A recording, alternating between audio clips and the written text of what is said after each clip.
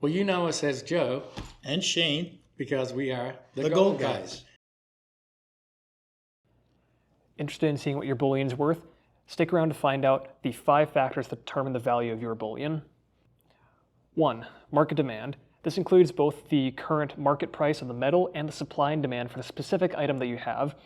For example, for a long time, Krugrands were in massive demand. People couldn't get enough of them. Now there is such massive supply that people don't really want them nearly as much, so the price on them has dropped a bit compared to other 1-ounce gold pieces. Generally, when we're looking at items, we check to see which items are more in demand than others. We can usually offer more for those that are in higher demand. As a general rule of thumb, the least in demand items are going to be the generic bars and rounds. Somewhere in the middle is going to be coins, and the highest end is going to be graded items from PCGS or NGC. There can be some exceptions to this rule since the market is ever changing, but this is a pretty good rule of thumb that will get you 99% of the way there.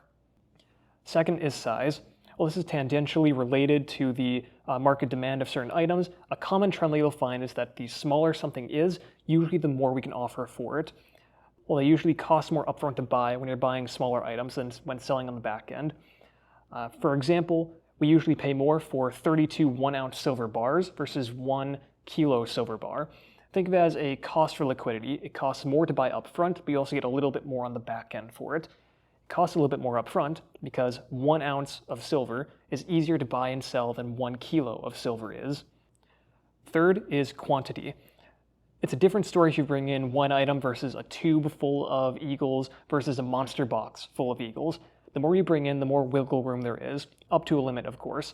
This is also going to be based somewhat on the specific type of items that you have. 4 is condition. The better condition your items are in, the more we can pay for them. Generally, what we're going to be looking for is scratches, milk spots or copper spots, and tarnishing. That said, a quick note on tarnishing is that we advise against cleaning coins that are tarnished, since cleaned coins can actually have a lower value than some tarnished coins can. But if you have tarnished bars, rounds, stuff like that, generally clean away. Another quick way that you can determine, hey, how do I keep this thing in good condition? If it came in a case, leave it in the case. If it came in a sealed tube, like eagles or maples, leave them in the tube and leave that tube sealed.